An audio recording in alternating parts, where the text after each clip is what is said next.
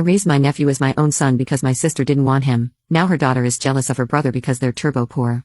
When I, 43F, was 18 and my sister, 47F, was 22, she became pregnant with my nephew Luke.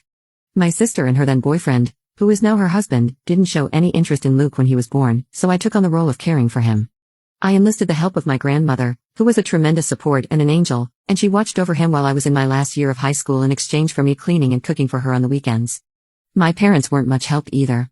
They would give me about $100 a month for Luke, and if you have a kid, then you know it's not much, so my grandmother and I were the only ones taking care of him. A year after I graduated from high school, I was kicked out with my nephew because my parents, sister, and her husband didn't want to deal with us anymore. My sister said she wished she had never given birth to him. I immediately went to my grandmother, and we visited a family law attorney. I obtained custody of him, and my sister and her husband signed their rights to me, so I will be calling Luke my son instead of my nephew. From then on, I lived with my grandmother, and while I attended community college and worked part-time, she looked after my son. It was a lot of work, especially when my grandmother passed away when Luke was 6. In her will, my grandmother left 90% of her things to me. This event prompted my parents and sister to reach out to me under false pretenses to reconnect and meet my son. However, the reunion didn't last long, and I made it clear to them that they could either behave appropriately or never see us again. My dad chose to genuinely reconnect with my son and me, and now we're close. On the other hand, my mom and I don't talk much, but she treats Luke kindly. When Luke was 8, both my sister and I became pregnant. That's when my sister decided she wanted my son back, and started telling him that my husband and I wouldn't love him anymore once my, in her words, actual son arrived. For context, my husband met Luke when he was 5, and we were already together for a year before that meeting. My husband treats Luke like his own, and we got married when my son was 7. We adopted him when he was 9, with his permission. We discovered that my sister was spreading these hurtful ideas when Luke broke down crying one day, expressing fear that we would abandon him once his younger brother was born. He explained what my sister and her husband had been saying, and we reassured him that it would never happen. Luke knows he's not my biological son, but he is undoubtedly my son. After that, I cut contact with my sister and her husband again, and pursued family and individual therapy for my son. When I finally gave birth to his younger brother, I made it clear to Luke that our love for him hadn't changed. About 2 years later, when my sister reached out, I decided to go low contact with her, with the approval of my son and husband. My husband and I live comfortably, while my sister and her husband sometimes struggle financially. My kids engage in extracurricular activities, receive the presents they desire, and go on a big family trip every summer. Meanwhile, my sister and her husband can't afford much. When my niece was around 9, my sister began making comments about how I needed to pay for this or that for my niece, and I told her it wasn't my responsibility. Although I gave my niece the gifts she wanted, and took her out from time to time, it wasn't even close to how I treated my own kids.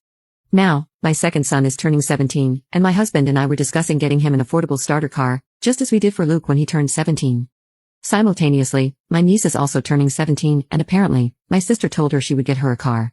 However, my sister can't afford to buy her one, so she asked me to do so. I refused, explaining that I hadn't promised her a car, and it's not my responsibility to provide one. My sister got upset and didn't talk to me for a while after that. When my son's 17th birthday arrived, we surprised him with a car. A couple of days later, my niece called me, screaming and crying, asking why I hate her and why I can't treat her the same as her brother. Calmly, I explained that things were different, that her brother is my son, and while she is my niece, I can't buy her the same things as my son. I clarified that, as an aunt, my role involves birthday presents, Christmas presents, and showing up when it matters, nothing more. I emphasized that her brother will always mean more to me than she ever will. Despite my calm explanation, my niece continued yelling and accused me of being unfair before hanging up. Subsequently, my sister called to berate me about doing more. I pointed out that if she hadn't promised a car or my money to my niece, none of this would have happened. It's been a couple of days, and I'm receiving calls from some family and some of my sister's friends, calling me nasty names and some other things. I do feel a sense of guilt because my kids did grow up with more, and I suppose I could have helped more. So, am I the jerk for what I said to my niece? Update 1. To get some names in order, I will be addressing my niece as Emily, and my youngest son as Justin. 2 days after Emily's call, I decided to meet up with her. We decided to meet at a park that's a few minutes away from my home. When we met, Emily seemed normal but a little bit tired. I told her I didn't mean to hurt her in any way, but she needs to understand it's not my job because I'm not her parent. She said she understood that, but she was jealous that her brother and Justin got everything they wanted. I told her that first, Luke isn't her brother, but her cousin because of how things happened. Second of all, they don't get everything they want, they work for it. They get good grades, do chores, and stay out of trouble for the most part. I then asked her the real reason for why she was acting this way, as she never had a problem before this. She started crying, saying it wasn't fair that Luke and Justin get everything they want while she gets barely anything. She claimed that Luke lucked out in life by being adopted by my husband and me. She asserted that she deserves to have what my sons have, and that as family, I have to take care of her too. I told her that she is part of my family, but not my child. I do love her, but she's not my responsibility. I then asked her why she feels so strongly about it. She said that even though her parents take good care of her, she feels like she's just an obligation to them. When she sees how Luke and Justin were raised, she gets jealous because, in her eyes, we don't view the boys as an obligation. According to her, we are a family that's always together, always works through problems, and helps each other. Even though I stayed in her life and took her out with my family, she always felt jealous that she had to be the one to leave. She felt second place and believed that since I took in Luke, I should take her in with no problem. I told her that while I understand her feelings, I'm not going to treat her as my kid. I didn't raise her, but I do love her. It's her parents' job to get her a car or to help her get one. She got more upset, saying that I clearly don't care about her, and she left. I texted her, saying that I do care for her, but I'm not her mom, and it's not my job.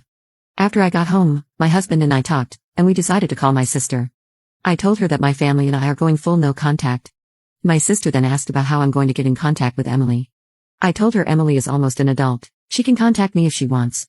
She then asked me if I was going to get Emily a car. I said no and told her that it's her job, that she's her mother and needs to act like it. Emily needs her to be a mom, and I hung up the phone, blocked, and deleted her number. The next day, I got a call from my mom. She believes that I should give Emily some money for a car if I won't give her one. I told her I wasn't going to do that and hung up because all it's going to do is cause a fight. I then called Dad and explained everything, and he thinks I'm right. Later, my dad called, asking if he could come over on Wednesday. When he showed up, he was visibly upset. Mom gave a big chunk of money out of my parents' retirement fund to my sister. This has caused my parents to have a huge fight, which led my dad to pack a suitcase and stay in a motel for a bit. Now I'm no contact with my sister and mom, and I'll be going low contact with my niece for now. Update 2. About a week after the post, I decided to talk to Emily, and we agreed to meet at my home. I asked everyone not to be home because I wanted her and me to talk privately. When she showed up, she didn't really want to look at me, and I asked her if I could give her a hug. She nodded her head, and the minute I hugged her, she cried. She said she was sorry for how she acted, and I told her she didn't need to apologize. I asked her about how her parents treat her again to understand more about what's going on. She told me that her dad treats her well and tries to spend time with her, but he's busy because he works 2 jobs. While my sister is home more, she usually just keeps to herself, and doesn't really like to be bugged. I then asked her if she feels like she's been neglected. She said no, just sometimes they don't have family time that much because her parents argue a lot, especially about money. Sometimes her mom does make her feel like an obligation, but she knows that they do love her. I brought up her referring to Luke as her brother, and asked if she truly felt that way about him. She explained that she sees him as a cousin but thought that if she played the brother card, I might feel inclined to help her. So I asked her if she knew how I ended up adopting Luke, and she confirmed that she knew, and that her dad had explained what happened. Apparently, my sister sugarcoated it, whereas her dad told her the blunt truth, the complete truth. I then asked her if she would like to spend a fun day out with me on Saturdays. She got excited and expressed that she would really like that. So, that weekend, we visited a restaurant she had been wanting to try, had a good time, and then went to a bookstore because she loves to read, and I bought her a couple of books that she wanted. When Emily and I were supposed to have our second weekend out, I had to cancel because Justin ended up in the hospital. While at football practice, he got tackled, which knocked the wind out of him and caused a bad asthma attack.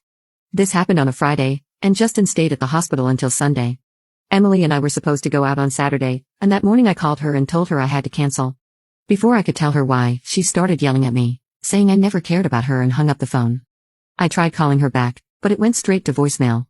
Then I sent her a text saying that I didn't mean to hurt her, but Justin was in the hospital, and that we can have our day next weekend, but I never heard back from her. 2 days ago, my family and I were out for a family night when my neighbors called, saying that they called the cops because someone was vandalizing one of our cars. When we got home, the cops were there, and it was Justin's car. The car had scratches, little dents, paint, and there were 2 broken windows. My husband and I checked our security footage, and you could clearly see Emily and someone else vandalizing the car.